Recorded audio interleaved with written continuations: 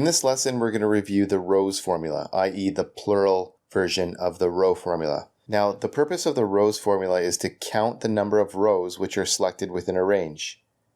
The formula is pretty simple. It's just equal to equals rows, and then you select the array or the table which contains the rows that you want to count.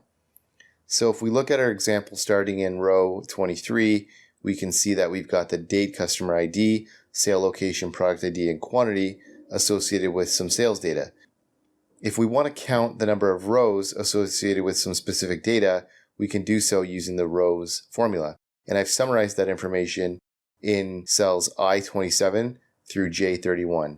If we take a look at cell J28, for instance, I can see that I'm performing a formula calculation that's equal to rows, open parentheses, and then the array E41 through E46. When we press enter, we can see that there are 6 rows that comprise that array. And if we go down and count them manually, we can see that there are, in fact, 6. Red, on the other hand, if we were to highlight that array, there are 11 rows as part of that array. Brown has 3 and green has 4. So this is just a useful way in which you can calculate the total number of rows within a specific range, table, or array. And it may come in handy depending on what type of analysis you're performing in your financial modeling.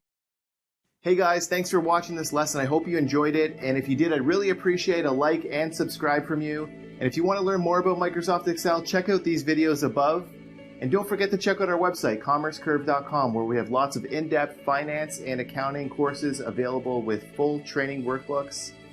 All of our courses come with complete workbooks of lessons, examples, pre-built financial models, and training video. Hope to see you there.